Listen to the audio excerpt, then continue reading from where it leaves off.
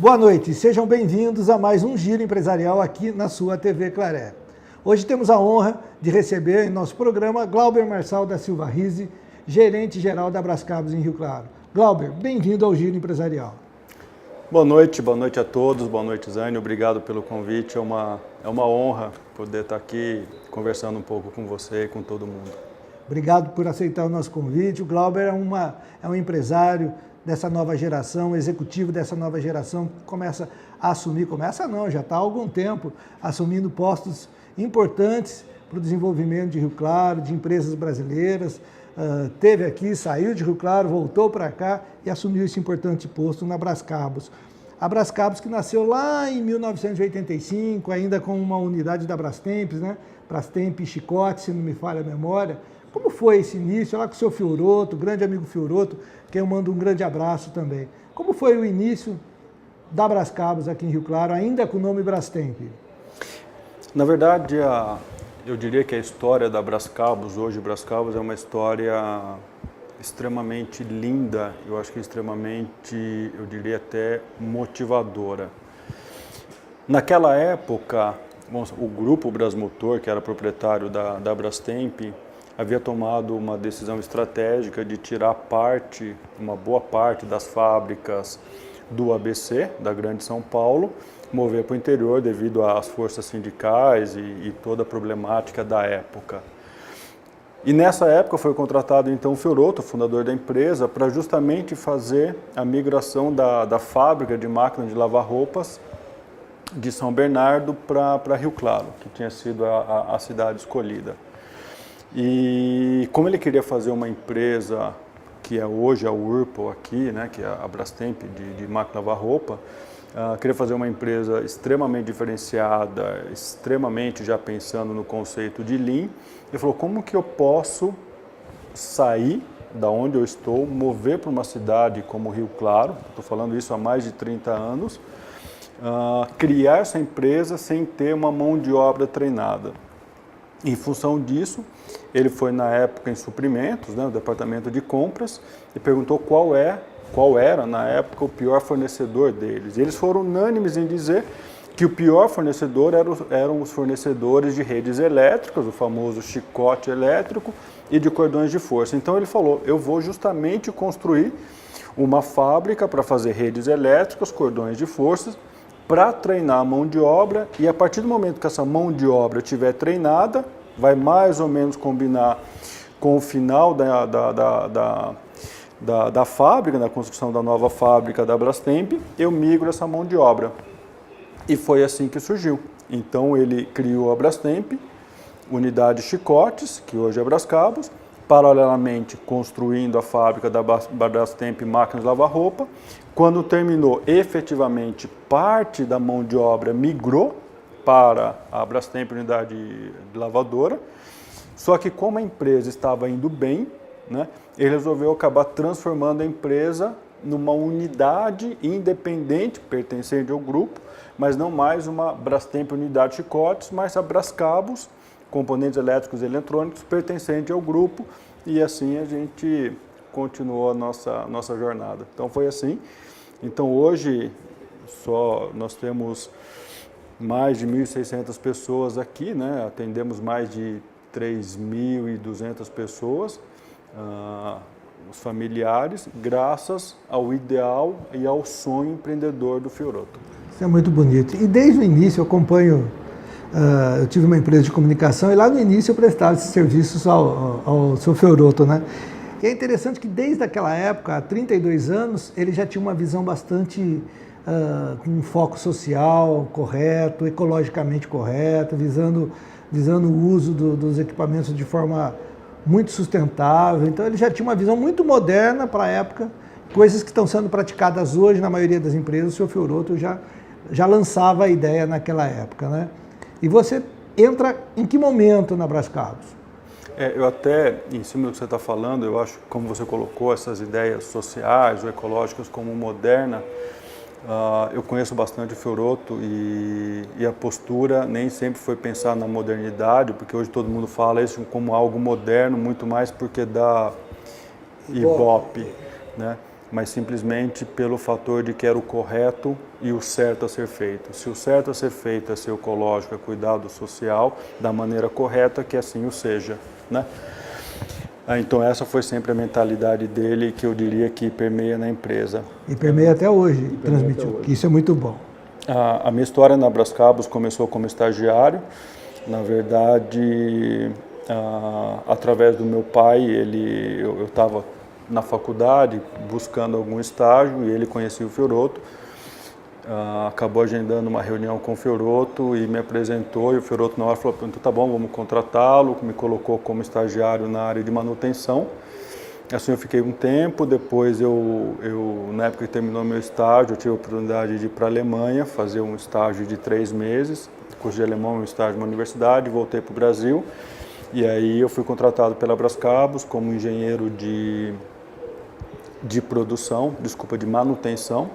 Fiquei mais 2 anos, acabei sendo convidado para ir para a Whirlpool, onde eu fiquei durante 9 anos, e aí participei do processo de venda da Brascabos, na época para o grupo SolarTech, do lado da Whirlpool. O Fioroto estava aqui do lado da Brascabos, e aí ele fez o convite para que eu voltasse para a empresa.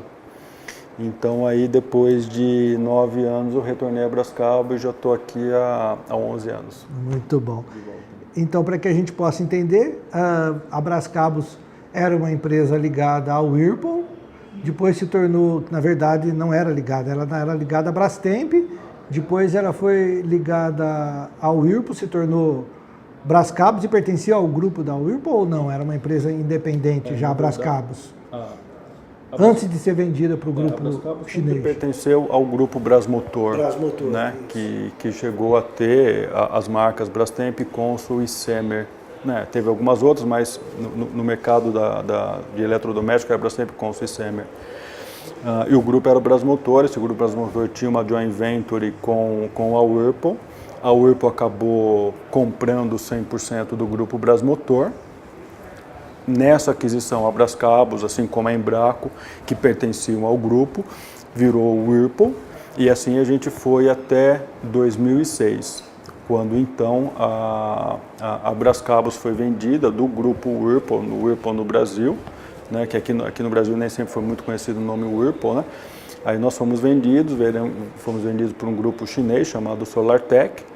E depois tivemos uma nova venda para o então CFO, né, o chefe financeiro do grupo SolarTech, o senhor Ronald Lau, que comprou a empresa em 2011, com o nome de New Universe, e permanece como acionista da nossa empresa até hoje. Inclusive ele esteve visitando o Rio Claro, né? Nós tivemos inclusive conjuntamente, junto com ele, uma pessoa, eu diria assim... Muito simpática. Muito simpática, muito inteligente. Aposta no Brasil, aposta na gente, mesmo com todas as crises, tudo que se ouve lá fora, que a gente conhece, ele continua apostando, estamos aqui, eu diria assim, firme e forte. É uma curiosidade para vocês, quando ele esteve visitando o Brasil e Rio Claro, nós fizemos um material apresentando Rio Claro, o potencial de Rio Claro, como estavam os índices econômicos, sociais, porque estava sendo prospectável uma ampliação que posteriormente foi realizada aqui na Brascabos. E graças ao apoio do Marçal e da equipe dele, nós entregamos a ele um material em chinês, na linguagem, porque como tem muitos dialetos lá, da região dele. Ele ficou muito surpreso, né? Ele ficou muito contente. Foi um episódio bastante gratificante, pelo menos para mim, na época. É uma pessoa bastante agradável, muito simpática, com tudo que ele tem, do tamanho que é o empresário, muito simples, muito humilde. Foi uma honra conhecê-lo. Marçal, a Brascabos começa trabalhando produtos exclusivamente para atender a demanda do que hoje a gente conhece como Whirlpool, da Brastemp, da Consul, para máquinas de lavar, chicotes. Isso foi se ampliando, né? A primeira ampliação parece que foi para a linha automotiva que você deu. Eu diria, hoje a Brascabos é a maior empresa fornecedora ou fabricante de redes elétricas de força para o mercado, eu diria até sul-americano, né, para a linha branca. Hoje a gente tem a liderança, eu diria assim, até absoluta na questão de linha branca. No Brasil, indiscutivelmente, a gente tem mais de 60% desse mercado aqui no Brasil.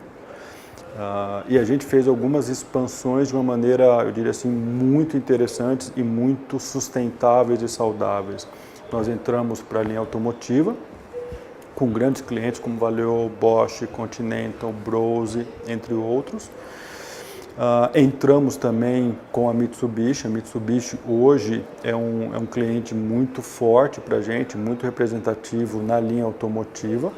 Inclusive já fizemos todos os painéis para a Mitsubishi, para os carros da Mitsubishi, desde TR4, a Outlander, a L200, entre outros. Toda a parte de cabos desses carros é feita aqui? E hoje a gente faz uma grande parte, quase, tem uma parte que eles importam dentro dos conjuntos, mas basicamente todos os outros de fabricação local são produzidos pela Brascabos. E entramos também, no determinado período de tempo, durante o programa Minha Casa Minha Vida, na questão de redes elétricas padronizadas para a construção civil. E agora nós estamos entrando num outro mercado, eu diria, extremamente interessante, que é o da linha agrícola, com o primeiro cliente, que é a Jacto, que é, eu diria assim, o maior produtor de implementos agrícolas local. Tem uma história, eu diria assim, extremamente linda. E começamos faz alguns anos que está desenvolvendo, esse ano a gente acabou implementando e estamos indo, eu diria assim, muito bem com eles, muito bem mesmo. E o que faz na linha agrícola? São chicotes para tratores, para máquinas? O que iria fazer na linha agrícola? Como são dos carros ou não? É semelhante ao que é fornecido para os veículos, né? Onde o diferencial é a robustez que é solicitado para a linha agrícola. Então, a linha agrícola ela sofre uma série de fatores externos que são super agressivos para ser mais robusta a coisa? Extremamente mais robusto, e a gente acabou entrando com algumas soluções que nenhuma outra empresa tem. Acabou entrando em algo, eu diria assim, super inovador, onde a gente consegue colocar em alguns itens cordão de força, sobre injeção, depois faz o braiding. Então tem algumas soluções que eles estão, eu diria assim, adorando e extremamente diferenciadas para o mercado e que ajuda muito na problemática que eles têm de adubo, bater pedra, toda intempérie que tem no ramo agrícola, né? Isso é muito bom saber que a Brascabos continua crescendo e inovando. E é em cima de inovação, em cima desse crescimento, que eu queria fazer a próxima pergunta para você. A situação política do país, como as coisas andam, isso atrapalha muito o investimento internacional nas empresas aqui no Brasil? Mas isso eu queria que você nos respondesse logo depois do nosso comercial.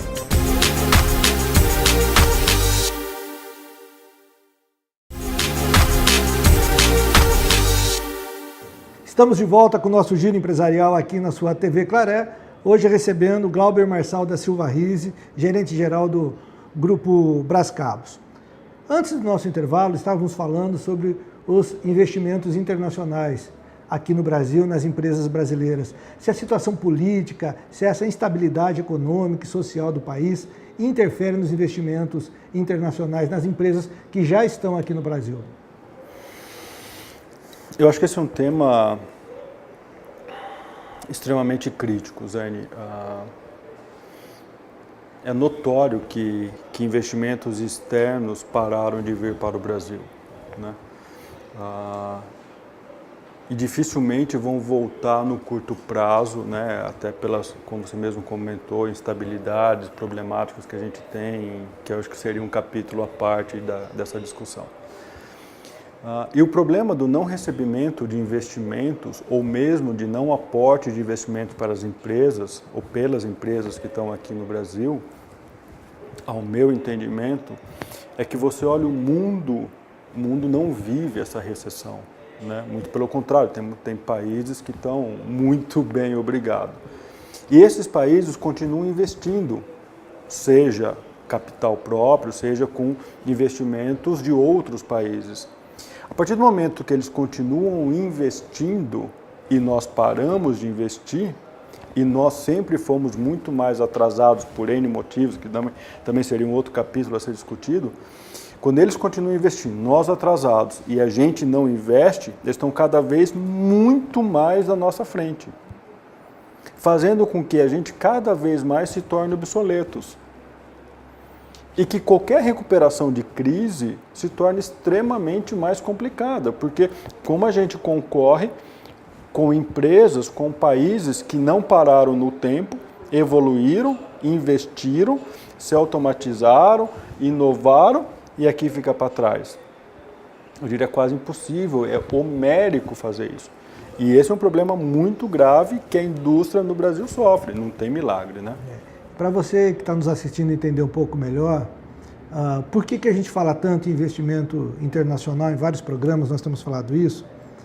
Porque o empresário brasileiro não consegue investir somente os recursos nacionais. Quando você vai captar um dinheiro no mercado, você vai praticar os juros reais, nós temos falado bastante aqui que o spread bancário que é praticado no Brasil, vai bater na casa de 30%, 40%, quando que você vai, com esse dinheiro, o empresário consegue ter lucros de 6%, 7% a indústria.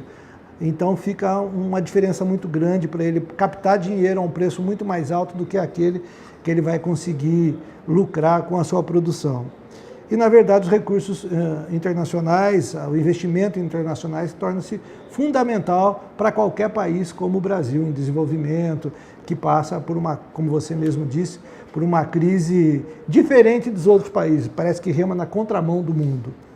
E qual o desafio, como é que a gente vai encarar essa questão da indústria 4.0, da modernização, dessa quarta revolução industrial, que já vem com bastante força nos países como a própria China, da onde o grupo vem, ou você está sempre lá fazendo visitas ao grupo. Como é chegar lá na China, ver aquele universo, aquela cultura de desenvolvimento, daí você chega aqui na sua empresa, que também é uma empresa do grupo chinês, perdendo cada vez mais competitividade internacional. Como fica essa fórmula? Você já disse que é muito difícil, mas aonde está a saída para isso?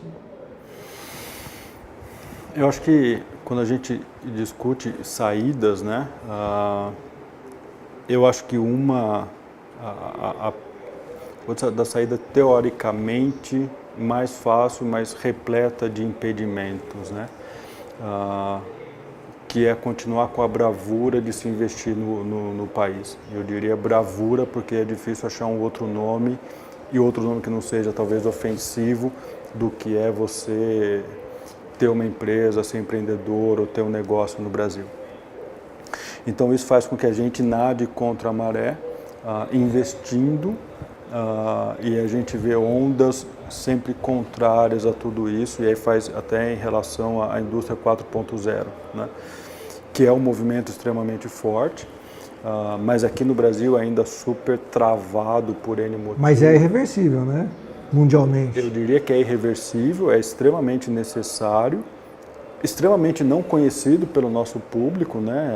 Mesmo acho que no ramo empresarial, poucas pessoas conhecem a fundo o que é uma empresa 4.0, que trabalha nisso e é aberto para se pensar no que ela pode trazer de benefícios e não somente no teórico custo ou investimento ou gasto para levar a empresa do status atual para outro status, né?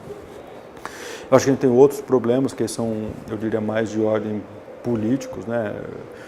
A gente sabe o custo da mão de obra, a burocracia no Brasil, então tudo isso é um empecilho gigante. Eu tenho alguns, eu não vou dizer problema, mas algumas situações em que discussão com o acionista da empresa, que é o meu chefe, a gente discute, por exemplo, um aparelhinho que a gente quer investigar aqui, que lá em Hong Kong, por exemplo, está custando em torno de $89, convertido para dólares americanos. É um ar-condicionado portátil que a gente só quer dar uma investigada, tal, enfim. Aqui no Brasil custa R$ 1.500, não tem a pronta entrega, pedem qualquer site, qualquer loja, pede no mínimo 35 dias úteis para chegar um aparelho. Isso porque está em crise, porque não está vendendo. Quando eu contei para ele isso, ele deu uma gargalhada por telefone, uma gargalhada debochada, e falou, mas não faz sentido. E não faz sentido, mas essa é infelizmente a realidade. Depois a gente quer que tenha investimento de fora aqui, se nada anda, não funciona. não funciona. Apesar da crise, apesar das dificuldades de investimento, como a gente falou, a indústria 4.0 está batendo a nossa porta, as empresas estão cada vez oferecendo produtos mais modernos, o consumidor cada vez mais exigente. A gente está vendo que daqui a pouco os carros estarão muito mais automatizados, as lavadoras de roupa, enfim, que são clientes em potencial de vocês. E a Brascabo está se preparando, já existe uma tendência de mudança no que vocês fabricam, nos cabos, vai mudar, você vê que isso tem uma mudança, vai ser muito diferente. Essa é conversa realmente de curioso, de quem não conhece, né? A produção. Os cabos, os chicotes que hoje são fabricados, você acredita que serão muito diferentes no futuro próximo? O que eu acredito, na questão da parte elétrica, eu acho que, inclusive, vai ter mais rede elétrica do que a atual. Eu acho que ela vai mudar de configuração de forma significativa. A nossa indústria hoje ela é muito ainda baseada em metalurgia, né, e um pouco de transformação química, que eu estou falando basicamente de cobre com PVC. Se a gente caminhar um pouco em algo que já existe e algo que já está sendo muito bem estudado, aqui no Brasil basicamente ninguém estuda, que é o grafeno. O grafeno é uma solução espetacular, já foi motivo de Nobel de tecnologia, de inovação. Ele tem uma capacidade de transmissão de corrente com uma resistência absoluta. Ainda é muito caro, né? Óbvio que é um produto super novo, mas é não tem escala ainda? Não tem escala, mas é que pode vir a transformar tanto microprocessadores quanto relógios, né, mais conectados, assim como potencial de fiação. Então, o que a gente procura fazer é um conceito que eu aprendi de um consultor com muitos anos de experiência, falecido ano passado, que ele sempre bateu que a gente não deveria pensar tanto em planejamento estratégico, não que não se deva fazer, deve se fazer, mas o que ele chama de strategic surveillance, que seria uma observação estratégica do que acontece. Porque você observando estrategicamente as tendências, você começa a transformar isso para o seu negócio e começar a agir agora para estar preparado. Então você falou carros conectados, carros elétricos, carros voadores. Você vai para os Estados Unidos hoje, a maior parte dos eletrodomésticos são conectados. De qualquer lugar do mundo, você aciona a sua máquina de lavar roupa, o seu ar-condicionado, você pode ligar a sua banheira, você pode ligar o seu fogão, você pode ter um robô já preparando a sua comida. Eu sei que você gosta de cozinhar, cozinheiro, mas já tem robôs que conseguem cozinhar, talvez não melhor que você, porque você é extremamente gabaritado para isso, mas então, observando isso, a gente tem que trazer isso para dentro da nossa empresa. É simples? Não, não é.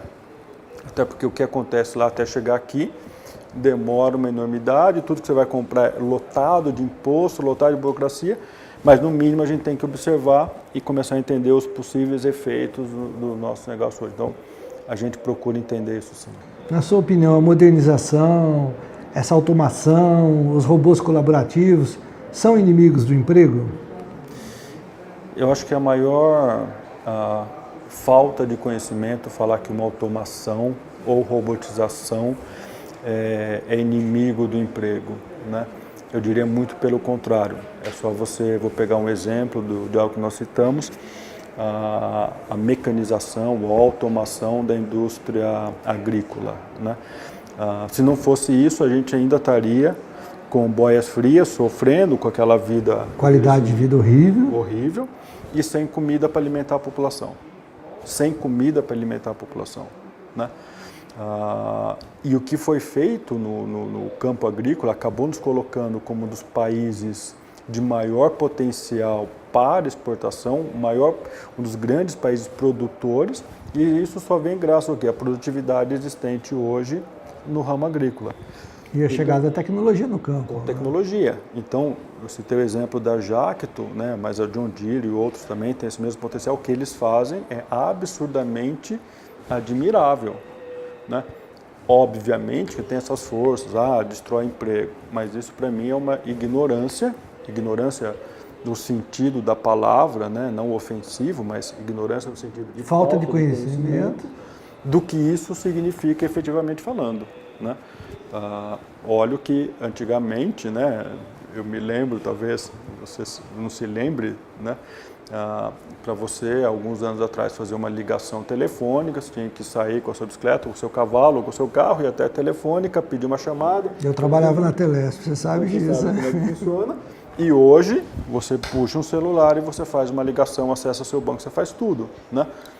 É isso. É isso que a gente tem falado em todos os programas nossos sobre a quarta revolução industrial, a indústria 4.0, desmistificando essa questão do emprego, mesmo porque se você fizer uma pesquisa rápida, os países mais automatizados, que têm maior número de robôs colaborativos do mundo, são os que têm os menores índices de desemprego do mundo. Então isso prova que são pessoas que estão ligadas ainda a um passado remoto, que não entenderam ainda essa cultura da indústria 4.0, que a gente vai batendo, porque você tem razão, a maioria dos empresários, das empresas, ainda não conhecem por completo, e a gente está nessa luta de falar para que desperte pelo menos o interesse. Quem nunca ouviu, vai lá, entra no site, conversa, começa a ver, conversa com o seu amigo, com o seu parceiro, com a empresa sua parceira, porque é inevitável, e já está aí, já está batendo na nossa porta.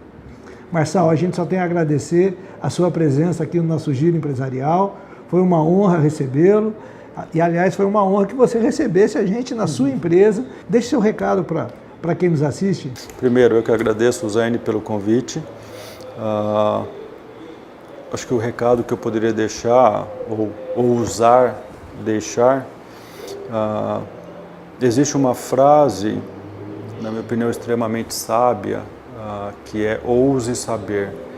Eu acho que a gente ousa saber muito pouco. Então a gente é extremamente influenciado por mídias, por qualquer coisa sem ir a fundo. Então o meu recado, se eu puder deixar é ouse saber. Procure aprofundar os seus conhecimentos sempre. Você sempre vai ganhar, né? E tenho certeza absoluta que o nosso cérebro consegue aprender pelo menos alguns bilhões de coisas a mais do que a gente conhece no estado atual. Então, sapere aude, ouse saber. Obrigado e boa noite. Marçal, eu que agradeço, a TV Claré que agradece essa grande entrevista, e você que nos assiste, tenham todos uma ótima e produtiva semana.